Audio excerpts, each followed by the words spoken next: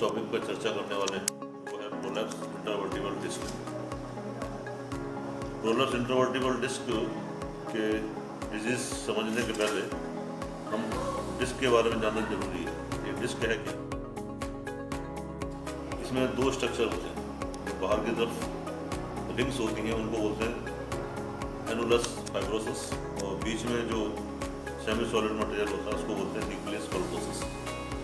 ये इस प्रकार से सर्वाइकल में 6 होते हैं, थोरेसिक में, और उसके बाद लंबर वर्टिब्रल में। जो टोटल जो है 23 इंटरवर्टिबल डिस्क होते हैं। प्रेशियस मटेरियल है, जो सेमी सॉलिड मटेरियल है, उसका बाहर निकलना ही हर्निएशन कहलाता है, हर्निएटेड डिस्क कहलाती है।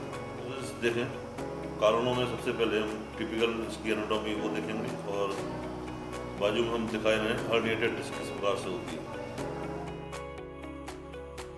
भी इसमें देखा गया है कि फैमिली बैकग्राउंड भी इसमें देखने वाला है। Smoking it is a thought that smoking lessens the oxygen supply to disc। Smoking से डिस्क पर ऑक्सीजन सप्लाई कम होती है, जिसकी वजह से वो टूटने की संभावना उसकी रहती है और हर्निएशन इसमें हो जाता है। लगातार ड्राइविंग करना तो उसकी वजह से भी लगातार वाइब्रेशंस उस स्पाइन पर होते हैं, और वाइब्रेशन होने की वजह से जो है वो डिस्क हर्निएशन होने की संभावना रहती है। Being sedentary, regular exercise can help prevent a herniated disc। अब हम इसके लक्षणों में देखें। लक्षणों में इसका पहला लक्षण है आर्म और leg pain.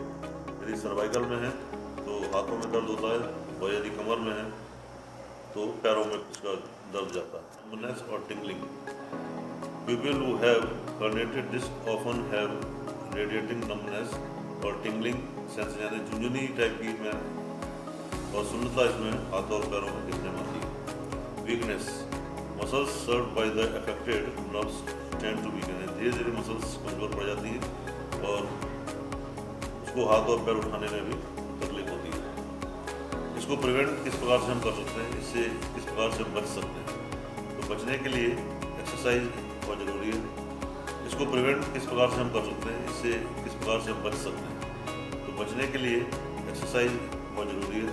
Strengthening the trunk muscle stabilises the support to the spine. Maintain good posture.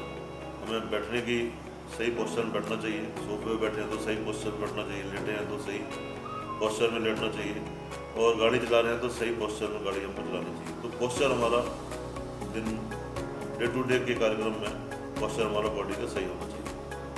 Maintain a healthy weight. हमारा यदि एक्सेस वेट है उसको कम करके जो आइडियल वेट बताया है उसके आसपास हमको रहना चाहिए। क्लिनिकल एग्जामिनेशन हम देखें। क्लिनिकल एग्जामिनेशन में पोस्चर टेस्ट होता है। इसमें patient with prolapse intervertebral disc stand with rigid and flattened lower back with the entire trunk shifted forwarded on hips. The trunk may be lifted to one side. The tilt becomes worsened while bending forward. यदि सामने वाले झुकेंगे तो pen इसमें बढ़ता है, और जिस साइड में यदि हो, जैसे लेफ्ट साइड में है तो लेफ्ट साइड में यदि झुकेंगे तो प्रेशर लेफ्ट के ऊपर पड़ेगा, तो लेफ्ट साइड में पेन की संभावना बढ़ जाती है। तो राइट साइड में झुकेंगे तो राइट में यदि हर्निएशन है तो राइट में पेन होगा। तो ये उसको बोलते हैं पोस्चरल टेस्ट। एक इम्पॉर्टेंट टेस्ट होता है इसको बोलते हैं SLRT, straight leg raising test. इसमें पेशेंट को स्पाइन पोजीशन में लेटाते हैं।